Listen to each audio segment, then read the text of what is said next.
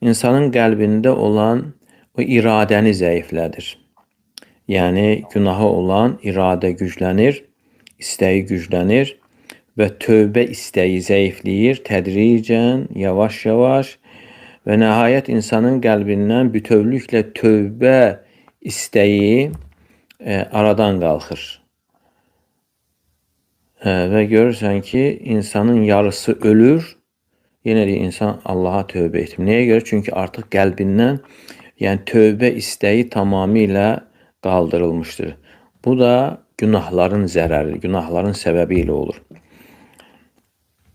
Və həmçinin günahların zərərlərindən biri də odur ki, insanın qəlbindən o günahları, o çirkin görməsi çıxır və onun üçün bir adətə çevrilir.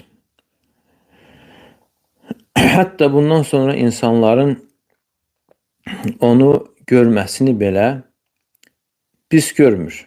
Hətta insanların onun haqqında danışmasını da nəzərə almır, pis görmür.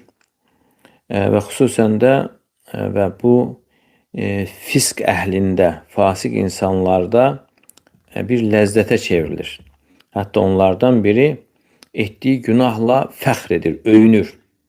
Hətta bilməyənlərə də etdiyi günahı danışır və deyir ki, ey filan kəs, mən filan əməli etdim deyir.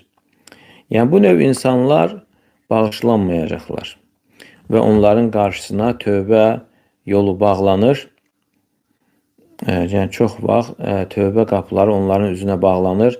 Necə ki Peyğəmbər sallallahu aleyhi və səlləm buyurur: "Kullu ümmeti muafen illel mücahirin." Ümmətimin hamısı bağışlanacaqdır mücahirlərdən başqa.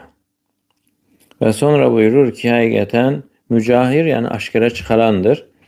Günahlarını aşkarda edənlərdən başqa. Və həmçinin bura aiddir aşkara çıxarmağa. Allah Teala qulunu örtür. Günah etdiyi zaman günahını örtür. Sonra o insan özünü açır, yəni rüsva edir və deyir ki, filan kəs, mən filan gün filan əməli etdim. Yəni özünü rüsva edir və halbuki Allah Teala dünən onu örtmüşdü. Bu isə onu açır. Yəni belə insanlar bağışlanmazlar. Və həmçinin zərərlərindən biri də odur ki, yəni insan o qədər günah etməkdə davam edər ki, nəhayət günah onun qəlbində yüngülləşir, balacalaşır. Və bu da o insanın həlakının əlamətidir. Çünki günah insanın gözündə nə qədər balacalaşarsa Allah qatında böyüyür.